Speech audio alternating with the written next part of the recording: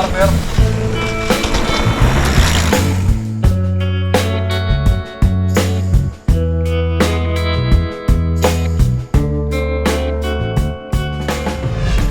Halo Om, Assalamualaikum warahmatullahi wabarakatuh. Ketemu lagi di Om Awan Channel.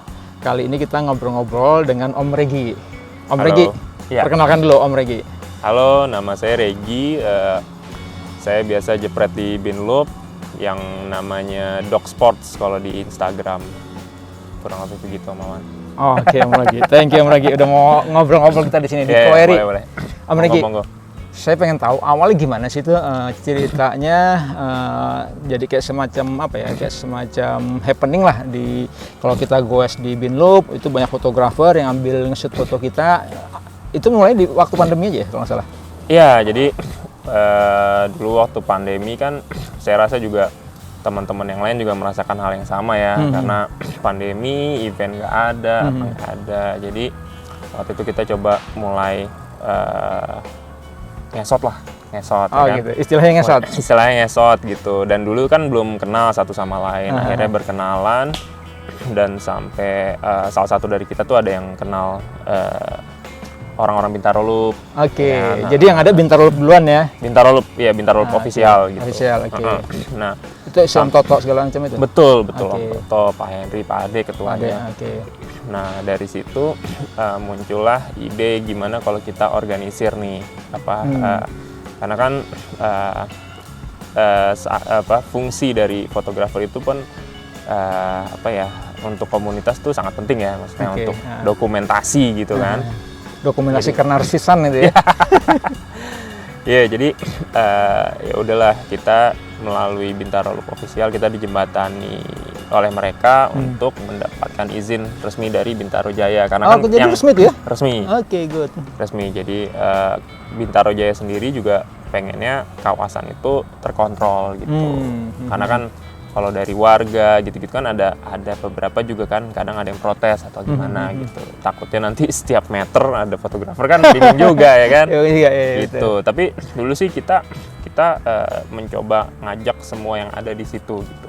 Bahkan ada sempat yang menolak juga. Oke, Tapi ya oke. udah gitu. Nggak apa-apa juga. Yang nolak gabung dengan Binloop Gravel. Betul. Ada juga beberapa gitu. Tapi nggak apa-apa, maksudnya ya masing-masing kan pasti punya pemikirannya masing-masing ya. Jadi kita nggak ini. Jadi ya udah akhirnya terbentuklah tuh Binloop Gravel gitu. Salah satu yang punya gagasan awal pertama kali itu almarhum Chan Norman, iya betul. Yang gemuk itu kan? Iya betul almarhum sekali. karena COVID Iya, ya? iya betul.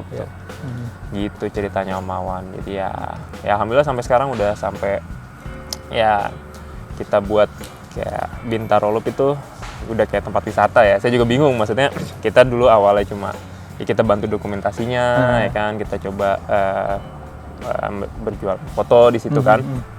Sampai akhirnya sekarang ya banyak komunitas-komunitas yang datang ke Bintaro Loop hanya untuk pengen foto gitu ya. Dan nggak cuma sepeda aja ya? Enggak cuma sepeda, ada motor, motor mobil. gede, mobil, apa segala. Pokoknya yang lewat di Binloop Iya. bisa. Kurang lebih begitu. Itu Om Regi, kalau saya lihat kan Om Regi tuh kayak punya teritori sendiri tuh, begitu subway, wah itu udah wilayah gon ya kayaknya. Sampai jadi Om kalau lihat yang ada nongkrong di got di depan subway, nah ini Om Regi ini nih, oknumnya ini nih. Tapi itu keren bener tuh spot itu. Thank you Om Awan. Itu sebenarnya gimana sih pemilihan, kayak kalau zaman dulu kan posisi menentukan prestasi ya? Kayak gitu nggak sih, dulu-duluan atau gimana? Ya kalau kayak gitu sih, kalau kita sebenarnya di situ nggak ada ini spot siapa, nggak ada, bebas aja sebenarnya. Basically emang saya orangnya suka nyari yang baru aja gitu, harus cari sesuatu yang baru aja gitu. Dulu almarhum tuh ya, yang suruh explore walaupun hanya Binloop benar. Ternyata kalau di explore banyak gitu ya, spot-spot keren ya. Dulu kalau nggak salah sempet di itu tuh, saya dulu sering lihat Om Regi ini di atas tol tuh. Dari atas. Iya. Itu juga. Nah itu saya pertama kali kan belum ada nih ya, maksudnya kenapa nggak kita manfaatkan tuh? Akhirnya saya coba lah di situ. Gitu. Sampai akhirnya sekarang udah lumayan di situ kan. Terus saya sampai akhirnya ke seberang. Seberang tuh yang satu lagi yang tikung. Kalau tikung udah banyak tuh biasanya. Iya. Ada Dimas segala macam. Apri. Ini tikungan sebelumnya. Tikungan sebelumnya ya. Ya, di situ kadang ya emang suka explore aja sih. Saya kan emang Saya pekerja seni dari awal, pekerja seni musik tadinya kan. Jadi sebelum jadi fotografer, sebentar. Sebenarnya profesi ini Om Regi dan teman-teman sendiri itu nyebutnya sebagai apa? Profesi gimana ya? Ya fotografer sih sebenarnya. Fotografer jalanan atau fotografer sport atau apa gitu? Sports photographer sih. Sport photographer. Karena kita emang khusus buat yang apa olahraga gitu kan. Olahraga. Sports photographer. Tapi kalau saya sendiri kan berangkat emang dari musik awalnya, dan foto tuh sebenarnya buat saya tuh kemarin musik hobi. Sebagai pemusik atau? Saya sebagai DJ sebenarnya. Oh DJ, dulu ternyata.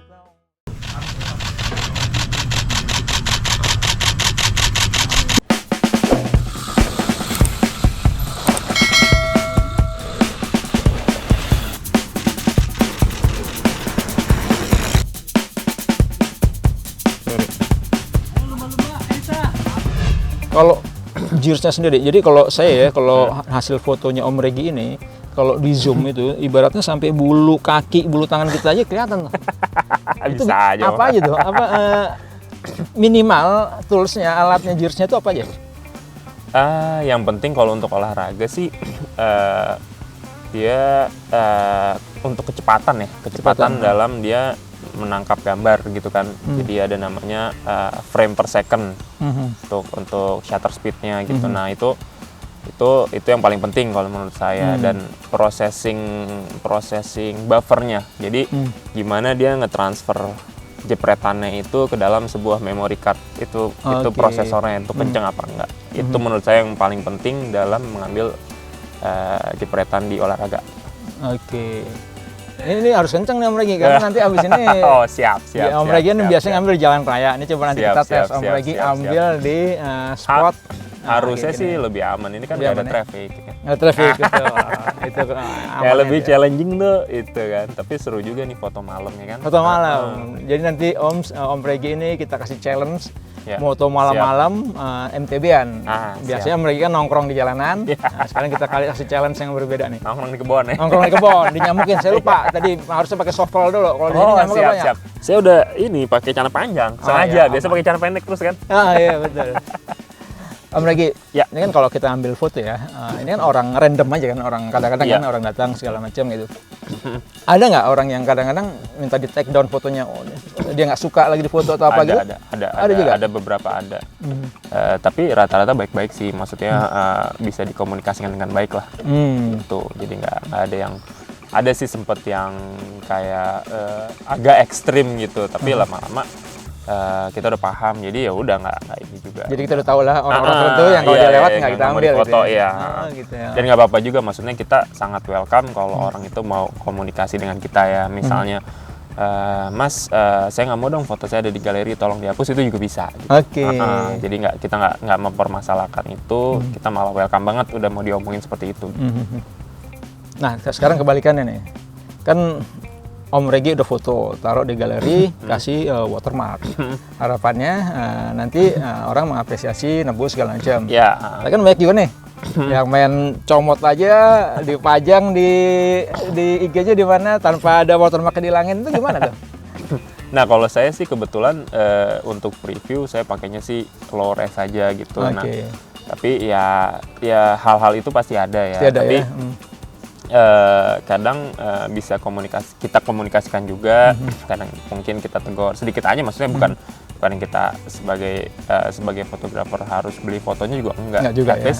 At least kan kita kadang suka pasang misalnya di feed atau apa, at least apresiasi dengan memberitahu siapa yang jepret gitu aja. Mention siapa yang jepret gitu. Iya gitu. Tapi kalau untuk sekarang preview saya tuh ada tanggal, ada jam, ada watermark. Saya itu ngebantu sih. Sebelumnya kalau nggak ada jam itu nyarinya susah. Misalnya tahu nih, wah kayak kena foto nih Om Regi nih. Tapi di mana nyarinya susah, bener. Kalau sekarang sih lebih mudah ya. Nah sekarang juga tahun ini mudah-mudahan bisa berjalan. Saya ada kerjasama dengan aplikasi yang bisa punya search engine foto. Oh gitu? Iya. Oh canggih ya? Iya. Jadi mudah-mudahan sih kedepannya bisa jadi breakthrough untuk orang yang kesulitan untuk cari foto. Ini gimana caranya? Apa? Kita search yang di input apa ya? Jadi pertama kita harus daftar dulu daftar dulu sebagai user ya. Heeh. Sebagai user kita daftar dulu.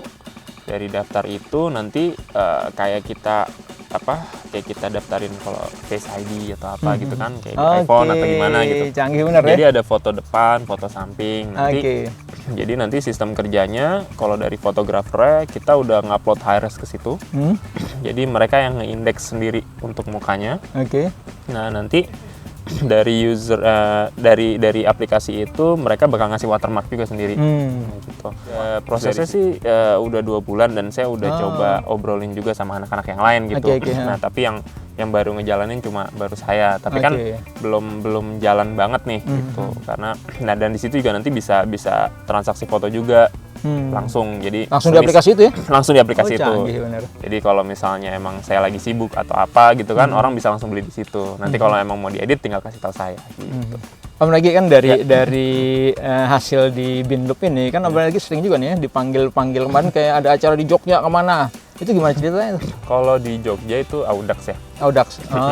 Kalau di Jogja Audax, kalau itu sih kita lebih kayak kita membantu mendokumentasikan sebuah event. Kenapa saya suka foto di Audax? Karena nge-refresh lagi sisi eksplorasi kita gitu. Karena kan di venue yang baru, di rute yang baru.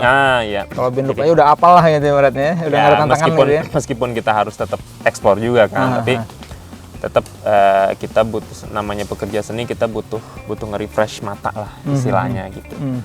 Om Regi, ini terakhir nih supaya kita nanti bisa lama shoot teman-teman. Siap. Ini kan dulu Om Regi beralih dari DJ jadi fotografer. Itu kan mungkin ya karena kondisi COVID segala macam. Kan COVID sudah mereda, insya Allah hilang. Dan kedepannya Om Regi tetap menjalankan sebagai DJ atau tetap sebagai fotografer? Sekarang sih mungkin 70-30 ya. 70-nya? Sebenarnya 70-nya foto. Karena timbul rasa kepuasan tersendiri aja kalau misalnya kita bisa membuat seneng orang dengan gambar kita gitu. Iya, itu luar biasa sih Om Awan. Jadi dipajang terus thanks ke fotografer. Itu emang keren sih. Keren. Jadi emang itu salah satu yang bikin kita nagih juga sih sebenarnya kan. Kayak kesannya apresiasi atas karya kita gitu ya. Ya alhamdulillah lah gitu, responnya tuh luar biasa. Jadi ya semoga tahun ini bisa lebih terorganisir aja karena saya sekarang masih one man show. Iyalah. Oke Om Regi. Siap. Nggak usah lama-lama lagi, kita langsung let's go, kita foto-foto teman-teman yang lagi pada lompatan. Ya, siap. Ayo Om, kita lihat Om Regi beraksi. Thank you Om Regi. Makasih banyak Om Awan. Thank you Om, salam sehat semua Om. Ayo.